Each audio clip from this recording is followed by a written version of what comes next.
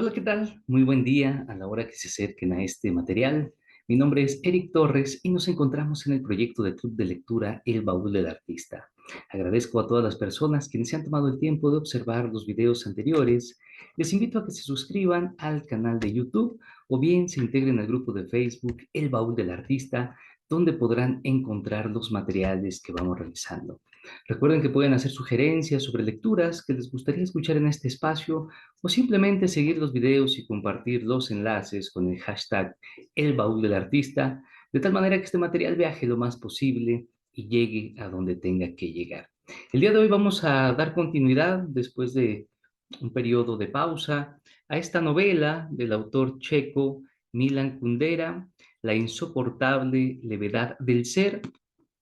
Este es nuestro fragmento número 8 y como está siendo habitual en la descripción de este video, dejaré el enlace de los fragmentos anteriores. 13. Uno de los ayudantes se acercó en silencio a Teresa. Llevaba en la mano una venda de color azul oscuro. Comprendía que quería vendarle los ojos. Hizo un gesto negativo con la cabeza y dijo: No, quiero verlo todo. Pero aquel no era el verdadero motivo de su rechazo. No tenía nada en común con esos héroes decididos a mirar valientemente a los ojos al pelotón de fusilamiento. Lo único que quería era alejar el momento de la muerte. Sentía que en el momento en que tuviera los ojos vendados, se encontraría en la antesala de la muerte, de la cual no existe camino de regreso.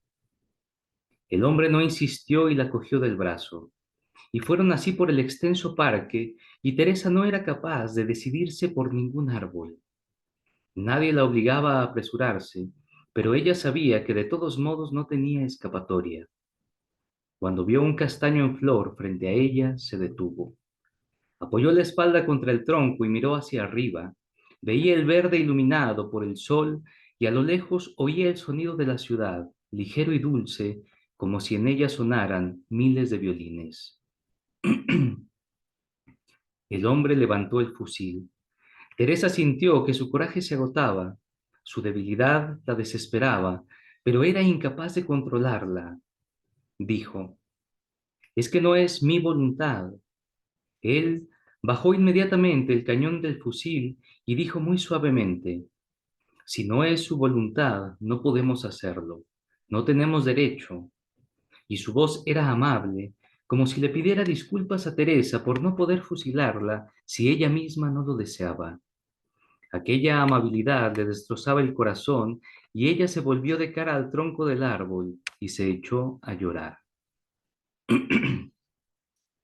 14.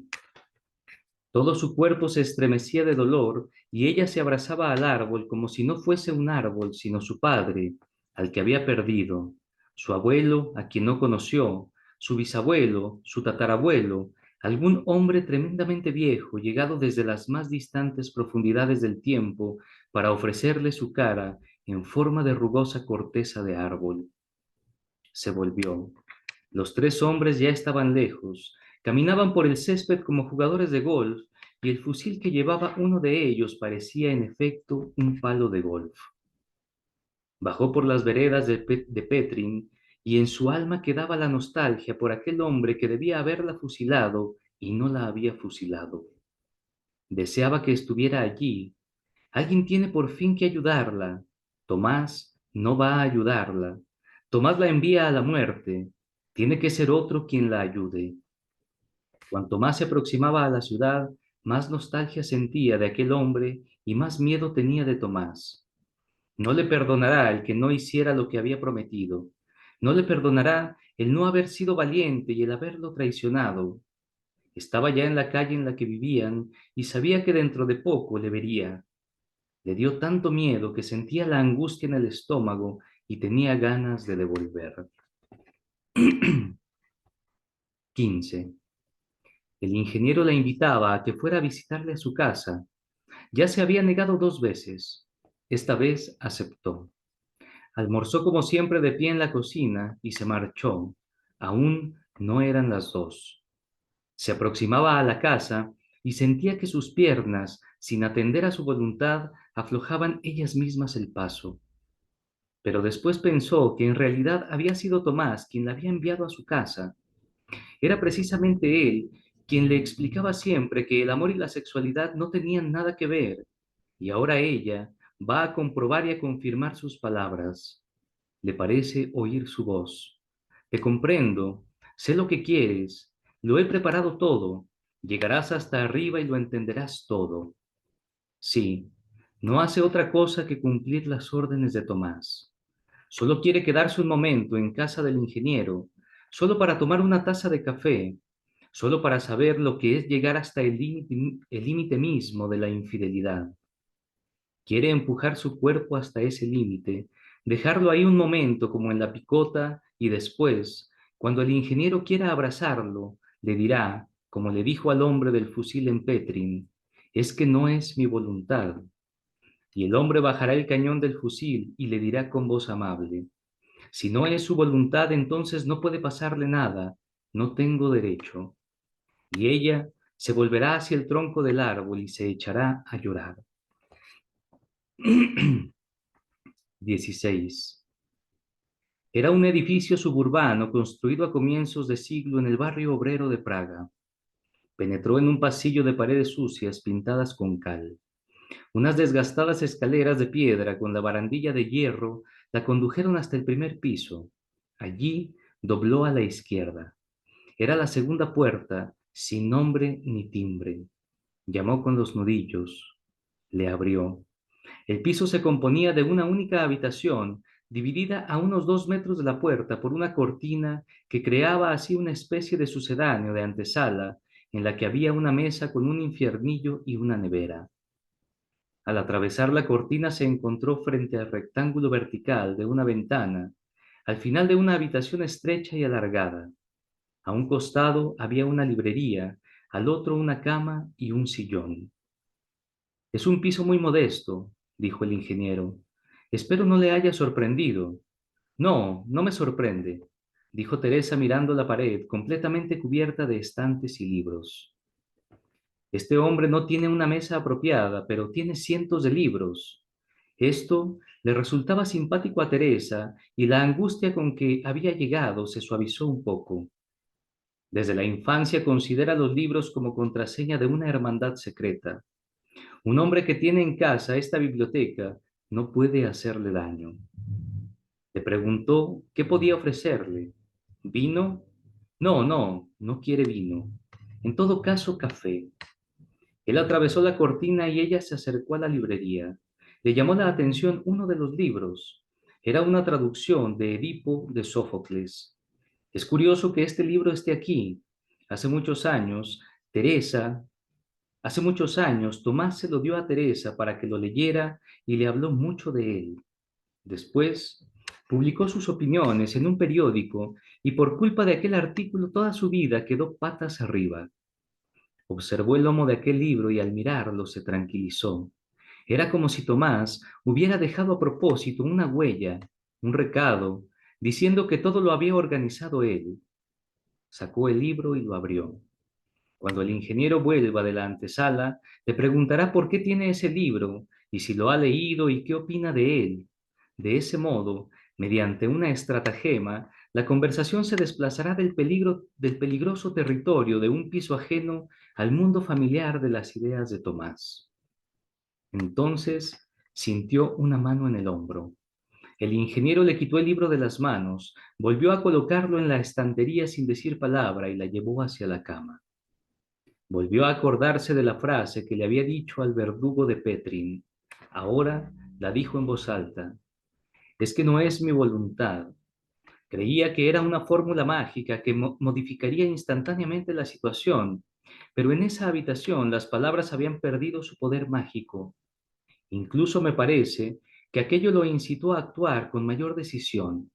La atrajo hacia sí y le puso una mano sobre el pecho. Cosa curiosa, aquel contacto la liberó inmediatamente de la angustia. El ingeniero, al tocarla, le señaló su cuerpo y ella se dio cuenta de que no se trataba en absoluto de ella, de su alma, sino única y exclusivamente de su cuerpo. de un cuerpo que la había traicionado y al que ella había mandado a recorrer el mundo junto con los demás cuerpos. 17. Le desabrochó un botón de la blusa y le dio a entender que ella misma se desabrochara a los demás, pero no respondió a aquella indicación. Había mandado su cuerpo a recorrer el mundo, pero no estaba dispuesta a asumir la responsabilidad en su nombre. No se resistía, pero tampoco le ayudaba. El alma pretendía así poner en evidencia que no estaba de acuerdo con lo que sucedía, pero que había decidido mantenerse neutral. Él la desnudaba y ella permanecía mientras tanto casi inmóvil.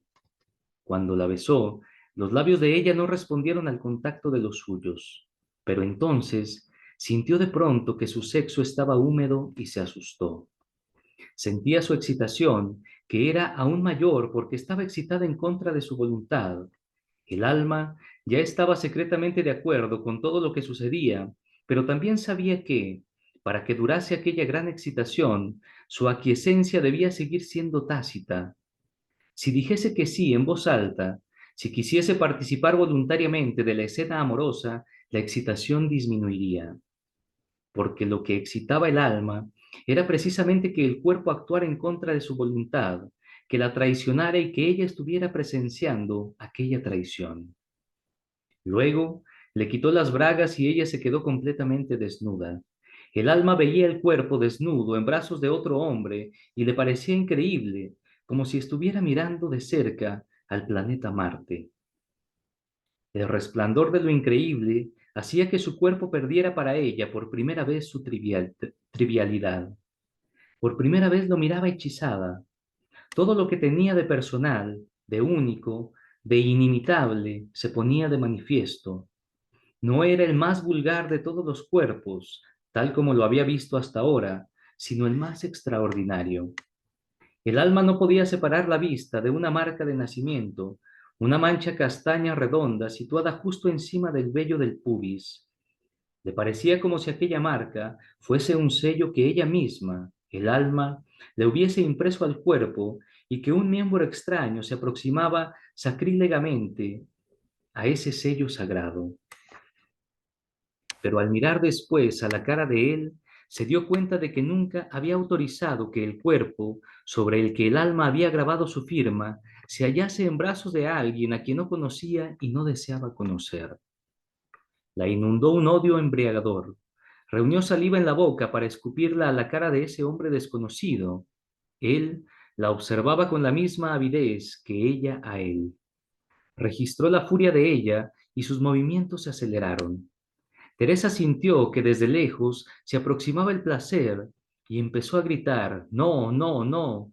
Se resistía al placer que llegaba y, al resistírsele, el gozo retenido se derretía largamente por su cuerpo, porque no podía escaparse por ninguna parte. Se extendía dentro de ella como morfina inyectada en vena. Se estremecía en sus brazos, golpeaba a su alrededor con los puños y le escupía a la cara. 18.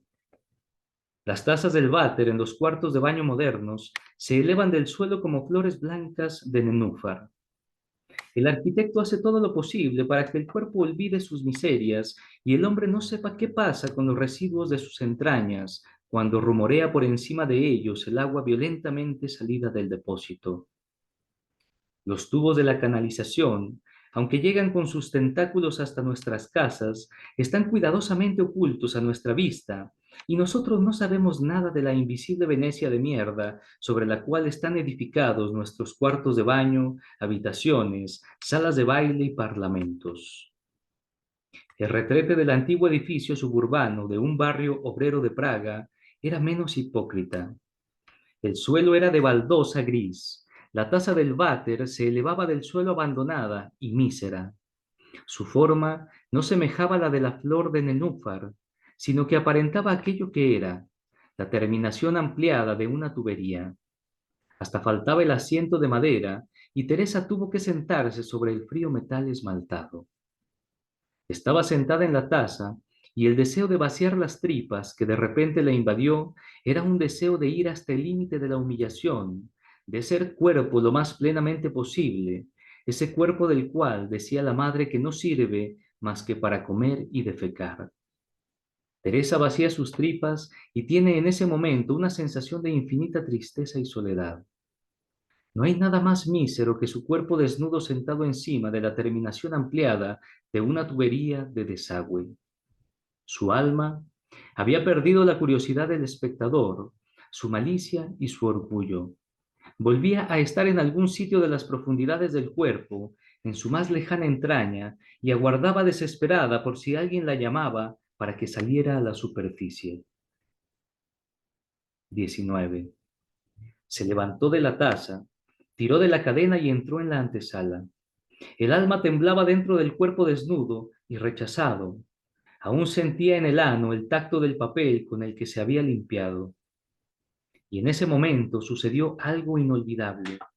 Sintió el deseo de penetrar en la habitación para oír la voz de él, su llamada. Si le hablara con voz suave, profunda, el alma se atrevería a salir a la superficie del cuerpo y ella se echaría a llorar. Le abrazaría igual que en el sueño había abrazado el tronco del castaño. Estaba en la antesala y procuraba dominar aquel inmenso deseo de echarse a llorar delante de él. Sabía que, si no lo dominaba, ocurriría algo que no deseaba. Se enamoraría de él. En ese momento se oyó desde el interior su voz. Al oír ahora aquella voz en sí misma, sin ver al mismo tiempo la alta figura del ingeniero, se sorprendió. Era aguda y alta. ¿Cómo es posible que no lo hubiera notado nunca? Quizá solo logró ahuyentar la tentación gracias a esa impresión sorprendente y desagradable que le produjo su voz. Entró, se agachó a recoger la ropa tirada, se vistió rápidamente y se marchó. 20. Regresaba de la tienda con Karenín, que llevaba en la boca su panecillo. Era una mañana fría, helaba ligeramente. Pasaban junto a unos bloques a cuyo lado la gente había convertido las grandes superficies que quedaban entre los edificios en pequeños jardines y huertos. Karenín se detuvo de pronto y miró fijamente en aquella dirección. Ella también miró, pero no vio nada de particular. Karenín la arrastró y ella se dejó llevar. Tardó un poco en advertir sobre la tierra helada de un surco vacío la cabeza negra de una corneja con su gran pico. La cabeza sin cuerpo apenas se movía y el pico emitía de vez en cuando un sonido triste, ronco. Karenín estaba tan excitado que dejó caer el panecillo. Teresa tuvo que atarlo a un árbol porque temía que hiciese daño a la corneja. Después se arrodilló en el suelo y trató de escarbar la tierra aplastada alrededor del pájaro al que habían enterrado vivo. No era fácil. Se rompió una uña, sangró. En ese momento cayó junto a ella una piedra. Echó una mirada y vio a dos chicos de apenas 10 años junto a la esquina de una casa. Se incorporó. La vieron moverse, se fijaron en el perro junto al árbol y huyeron. Volvió a arrodillarse en el suelo escarbando en la tierra hasta que logró liberar a la corneja de su tumba. Pero el pájaro estaba lastimado y no podía andar ni levantar el vuelo. Lo envolvió en una pañoleta roja que llevaba al cuello y lo apretó con la mano izquierda contra su cuerpo. Con la derecha, desató a Karenín del árbol y tuvo que hacer uso de toda su fuerza para que se calmara y se mantuviera junto a su pierna. Llamó a la puerta porque no tenía las manos libres para buscar la llave en el bolsillo. Tomás le abrió. Le pasó la correa de Karenín. Sujétalo, le ordenó, y llevó la corneja al cuarto de baño. La puso en el suelo debajo del lavabo. La corneja se agitaba pero no podía moverse. Fluía de ella una especie de espeso líquido amarillo. Le puso unos trapos viejos debajo del lavabo para que no le dieran frío los baldosines. El pájaro agitaba a cada rato el ala herida y su pico apuntaba hacia arriba como un mudo reproche. 21. Estaba sentada en el borde de la bañera y no podía dejar de mirar la corneja moribunda. Veía en su absoluto desamparo la imagen de su propio sino. Se dijo varias veces: no tengo en el mundo a nadie más que a Tomás. Había llegado a la conclusión, tras el episodio con el ingeniero, de que las aventuras no tienen nada que ver con el amor, de que son leves y no pesan nada. Ya está más tranquila en absoluto. Vuelve a su mente la siguiente escena. Salió del retrete y su cuerpo estaba en la antesala desnudo y rechazado. El alma temblaba, asustada, en algún lugar en la profundidad de las entrañas. Si en aquel momento el hombre que estaba en la habitación le hubiera hablado a su alma, se habría echado a llorar, habría caído en sus brazos. Se imaginó que, en su lugar, hubiese estado en la antesala, junto al retrete alguna de las amantes de Tomás, y que en lugar del ingeniero hubiese estado dentro Tomás. Este le habría dicho a la chica una sola palabra y ella lo habría abrazado llorando. Teresa sabe que así es el momento en que nace el amor. La mujer no puede resistirse a la voz que llama a su alma asustada. El hombre no puede resistirse a la mujer cuya alma es sensible a su voz. Tomás no está protegido ante los peligros del amor y Teresa ha de temer por él a cada hora y a cada minuto. ¿Cuál es su arma? Únicamente su fidelidad. Se la ofreció desde el comienzo, desde el primer día, como si supiera que no tenía otra cosa que darle. El amor que hay entre ellos es de una arquitectura extrañamente asimétrica. Descansa sobre la seguridad absoluta de su fidelidad como un palacio mastodóntico sobre una sola columna. La corneja ya no movía las alas. Solo a veces le temblaba la patita herida, quebrada. Teresa no quería separarse de ella, como si velase junto al lecho de una hermana suya moribunda. Al fin, fue a la cocina a almorzar algo a toda prisa. Cuando volvió, la corneja había muerto. 22. Durante el primer año, Teresa gritaba cuando hacían el amor, y aquellos gritos, como ya he dicho, pretendían cegar y ensordecer los sentidos. Más tarde, ya gritaba menos, pero su alma seguía ciega de amor y no veía nada. Solo cuando se acostó con el ingeniero, la ausencia de amor permitió que su alma viese con claridad.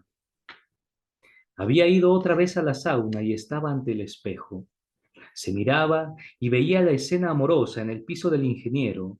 Lo que de ella recordaba no era al amante. Francamente, no sería capaz de describirlo.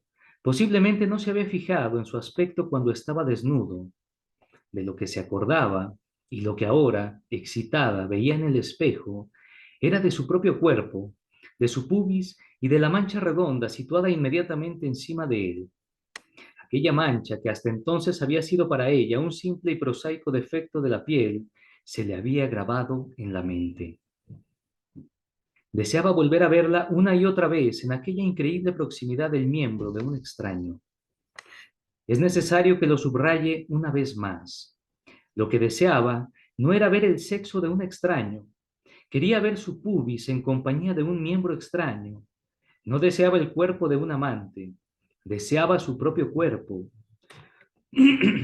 repentinamente descubierto, el más próximo y el más extraño y el más excitante.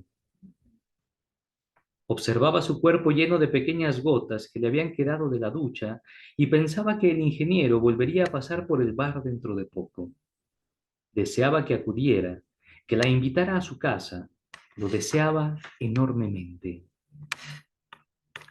23. Todos los días tenía miedo de que el ingeniero apareciese por el bar y de no ser capaz de decirle no. Con el paso de los días, el temor a que acudiera fue reemplazado por el miedo a que no acudiera. Pasó un mes y el ingeniero no apareció. A Teresa, aquello le parecía inexplicable. El deseo frustrado pasó a segundo plano y fue reemplazado por la intranquilidad. ¿Por qué no acudió? Atendía a los clientes. Estaba entre ellos el calvo que una vez se había metido con ella, diciéndole que servía alcohol a menores. Estaba contando en voz alta un cuento verde, el mismo que había oído ya 100 veces a los borrachos a los que servía cerveza, tiempo atrás, en la pequeña ciudad. Una vez más, le parecía que el mundo de la madre volvía a ella, y por eso interrumpió al calvo con muy malos modos. El hombre se ofendió. Usted no me va a decir a mí lo que tengo que hacer.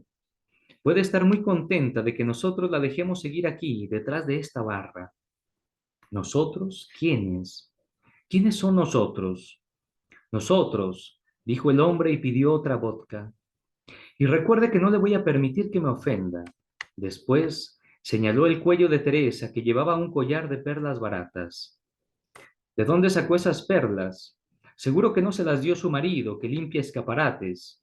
Ese no tiene dinero para comprarle regalos. Se lo dan los clientes, ¿eh? ¿Y a cambio de qué?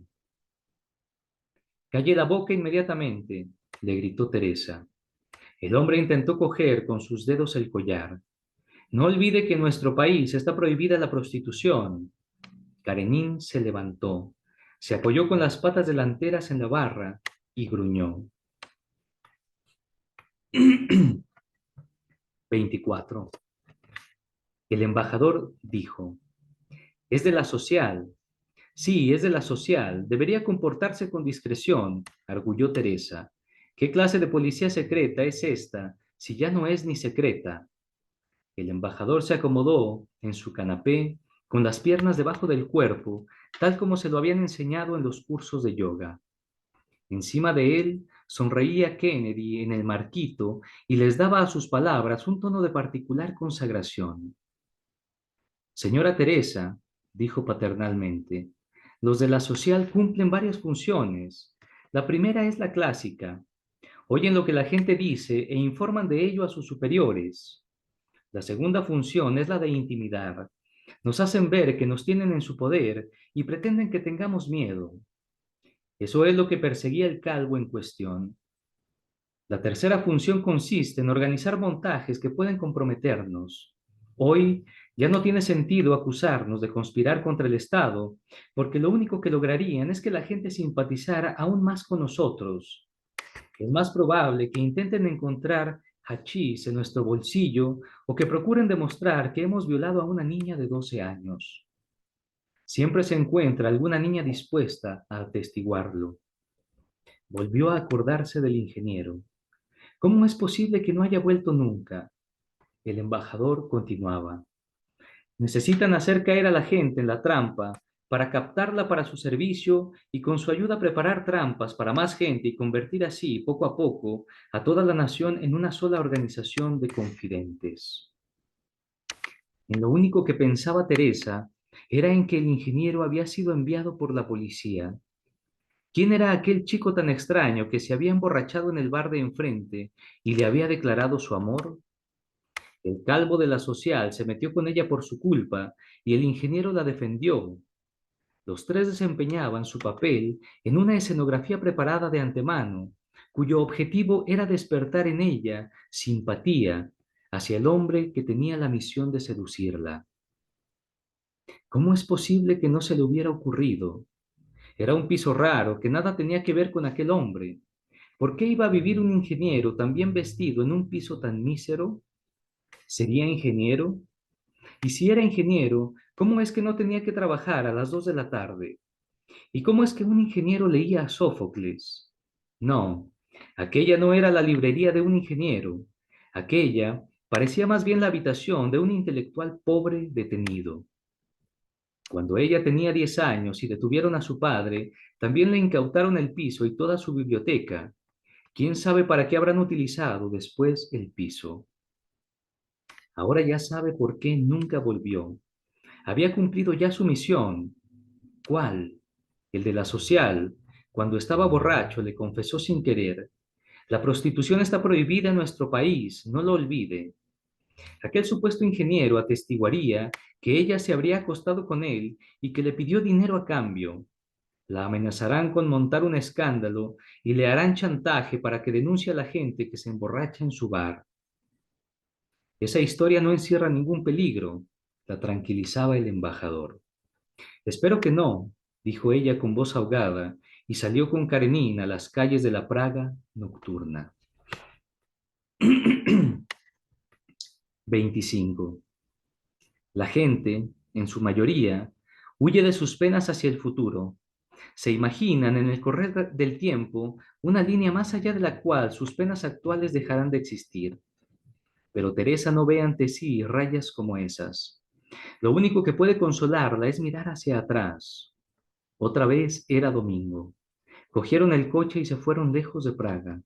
Tomás estaba sentado al volante, Teresa a su lado y Karenin se acercaba a ellos de vez en cuando desde el asiento trasero y les lamía las orejas. Al cabo de 2 horas llegaron a un balneario donde habían pasado unos días hacía 6 años. Querían pasar la noche allí. Pararon el coche en la plaza y bajaron. No había cambiado nada. Frente a ellos estaba el hotel en el que habían vivido tiempo atrás y delante de él un antiguo tilo. A la izquierda del hotel arrancaba un antiguo paseo, construido en madera, al final del cual brotaba de una fuente de mármol el manantial sobre el que hoy, tal como entonces, se inclinaba la gente con sus vasos en la mano. Tomás señaló de nuevo el hotel. Algo había cambiado. Antes se llamaba Grand y ahora había un cartel que decía Baikal. Se fijaron en la placa que había en la esquina del edificio, Plaza de Moscú. Y recorrieron después, Karenin lo seguía sin correa, todas las calles que conocían, mirando sus nombres. Había una calle de Stalingrado, una de Leningrado, otra de Rostov, la de Novosibirsk, la de Kiev, la de Odessa. Había un sanatorio Tchaikovsky, un sanatorio Tolstoy, un sanatorio Rimsky-Korsakov, un hotel Suvorov, un cine Gorky y un café Pushkin. Todas las denominaciones estaban sacadas de la geografía y la historia rusas. Teresa recordó los primeros días de la invasión. La gente quitaba en todas las ciudades las placas con los nombres de las calles y eliminaba en las carreteras los indicadores en los que figuraban los nombres de las ciudades. El país se volvió anónimo en una sola noche. 7 días deambuló el ejército ruso por el territorio sin saber dónde estaba. Los oficiales buscaban los edificios de los periódicos, de la televisión, de la radio, querían ocuparlos, pero no podían encontrarlos. Preguntaban a la gente, pero la gente se encogía de hombros o les daba nombres falsos y direcciones falsas. Al cabo de los años, de pronto, parece que aquel anonimato fue peligroso para el país. Las calles y los edificios ya no podían recuperar sus nombres originales. Y así, de pronto, un balneario checo se convirtió en una especie de pequeña Rusia imaginaria, y Teresa se encontró con que el pasado que había venido a buscar le había sido confiscado. Ya no les apetecía pasar la noche allí. 26. Regresaron al coche en silencio. Ella reflexionaba. Todas las cosas y las personas aparecen disfrazadas. Una vieja ciudad checa se cubrió de nombres rusos. Los checos que fotografiaban la ocupación trabajaban en realidad para la policía secreta. El hombre que la había enviado a la muerte llevaba la máscara de Tomás. El policía aparecía como ingeniero y el ingeniero quería desempeñar el papel del hombre de Petrin. La señal del libro en su piso era falsa y su función era conducirla por el camino equivocado. Ahora que se acordaba del libro que había cogido, se dio de pronto cuenta de algo y se sonrojó. ¿Cómo era aquello? El ingeniero dijo que iba a traer café. Ella se acercó a la librería y sacó el Edipo de Sófocles. Después, el ingeniero regresó, pero sin café. Volvía a recordar aquella situación una y otra vez. ¿Cuánto tiempo había estado fuera cuando fue a buscar café? Al menos 1 minuto, probablemente 2, quizá 3. Pero, ¿qué había estado haciendo durante tanto tiempo en aquella antesala de miniatura? ¿Habría ido al váter? Teresa trata de recordar si había oído cerrarse la puerta o correr el agua. No, seguro que no oyó el agua, si no lo recordaría. Y está casi segura de que la puerta no hizo ruido alguno. Entonces, ¿qué hizo en aquella antesala? De pronto, todo le parecía claro, demasiado claro. Si quieren cogerle en la trampa, no les basta el simple testimonio del ingeniero. Necesitan una prueba irrefutable. Durante aquel periodo sospechosamente prolongado, el ingeniero instaló una cámara en la antesala. O, lo que es más probable, le abrió la puerta a alguien provisto de una cámara fotográfica y que les hizo fotos oculto tras la cortina. No hace más de un par de semanas, aún se reía de Prochaska por no saber que vivía en un campo de concentración en el que no existe vida privada. Y ella, cuando abandonó la casa de la madre, pensó, qué ingenua, que se había convertido de una vez para siempre en dueña de su intimidad. Pero el hogar de la madre se extiende por todo el mundo y se alarga sus manos hacia ella. Teresa nunca podrá escapar de él. Bajaban por las escaleras, atravesando los jardines hacia la plaza en la que habían dejado el coche. ¿Qué te pasa?, preguntó Tomás. Antes de que tuviera tiempo de responderle, alguien saludó a Tomás. 27. Era un hombre de unos 50 años, un campesino al que Tomás había operado en una ocasión. Desde entonces, lo mandaban todos los años a curarse a ese balneario. Invitó a Tomás y a Teresa a tomar una copa de vino. Dado que en Bohemia los perros tienen prohibida la entrada en los sitios públicos, Teresa fue a llevar a Karenina al coche y los hombres se sentaron mientras tanto en la cafetería. Cuando regresó, el campesino estaba diciendo: en nuestro pueblo la situación está tranquila. Hasta me eligieron hace 2 años presidente de la cooperativa. Le felicito, dijo Tomás. Ya sabe usted, el campo. La gente quiere irse. Los de arriba tienen que conformarse con que haya alguien, al menos alguien que quiera quedarse. A nosotros no nos pueden echar del trabajo. Sería un sitio ideal para nosotros, dijo Teresa. Se aburriría usted, joven. Allí no hay nada, no hay absolutamente nada. Teresa miraba la cara curtida del agricultor. Le resultaba muy simpático. Después de tanto tiempo, por fin alguien volvía a serle simpático. Tenía ante los ojos la imagen del campo, un pueblecito con la torre de la capilla, las tierras, los bosques, el conejo que corre junto a un surco, el cazador con el sombrero verde. Nunca había vivido en el campo. Aquella imagen era de oídas, o de lecturas, o se la habían impreso en la conciencia sus antepasados lejanos. Y sin embargo, la imagen era clara y precisa, como una fotografía que la tatarabuela en el álbum familiar o como un grabado antiguo. ¿Aún siente algún dolor?, preguntó Tomás. El agricultor indicó un lugar detrás del cuello, allí donde el cráneo se une con la columna. A veces me duele aquí.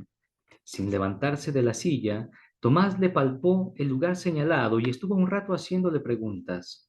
Después le dijo: yo ya no tengo derecho a recetar, pero cuando llegue a casa dígale a su médico que habló conmigo y que le recomendé esto. Sacó del bolsillo de la chaqueta un bloc y arrancó un papel. Con letras de imprenta escribió el nombre del medicamento. 28. Volvieron a Praga. Teresa pensaba en la fotografía en la que su cuerpo desnudo es abrazado por el ingeniero.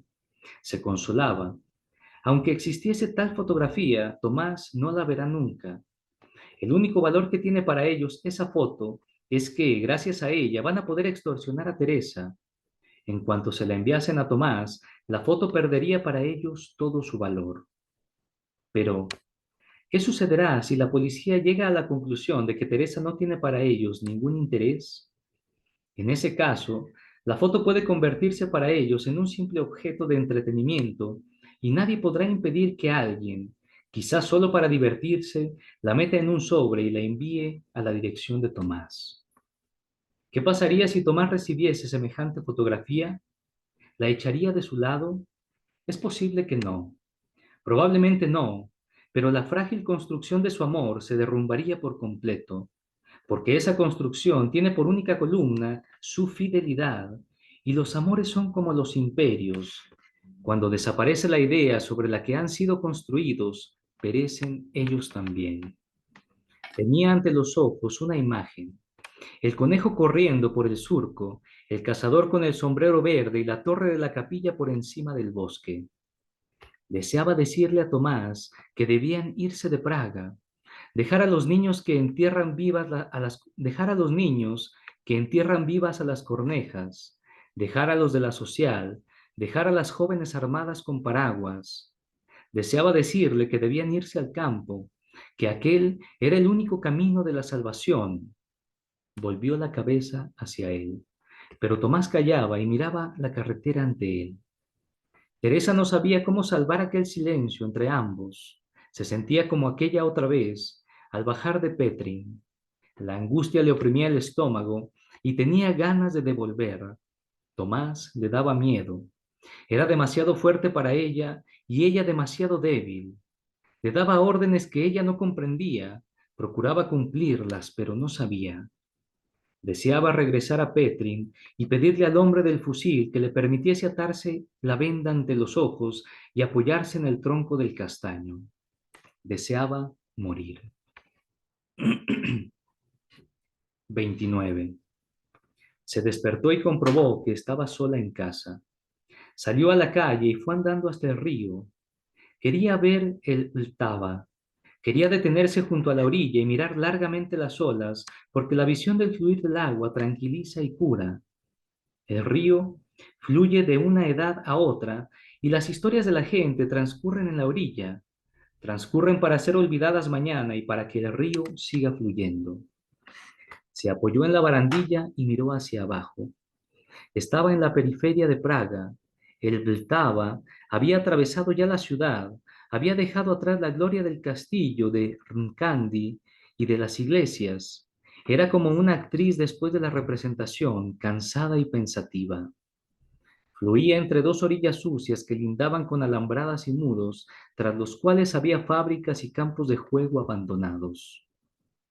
Estuvo mirando durante mucho tiempo al agua, que allí parecía más triste y oscura, y de pronto vio en medio del río una especie de objeto, un objeto rojo, sí, era un banco de madera con las patas de metal, uno de los tantos que se encuentran en los parques praguenses. Navegaba lentamente por el medio del Vltava, y tras él otro banco, y otro y otro. Y es ahora cuando Teresa se da cuenta de que los bancos de los parques de Praga se van de la ciudad río abajo. Son muchos, son cada vez más. Flotan en el agua como en otoño las hojas que el agua se lleva del bosque. Son rojos, son amarillos, son azules. Miró a su alrededor como si quisiera preguntarle a la gente qué quería decir aquello. ¿Por qué se van río abajo los bancos de los parques de Praga?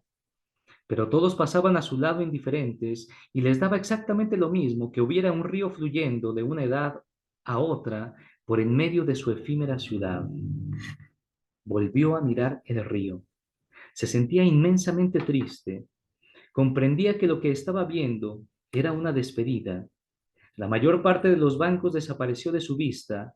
Aún aparecieron algunos más, los últimos rezagados. Otro banco amarillo más, y después otro más, azul, el último. Bien, vamos a dejar nuestra lectura hasta aquí.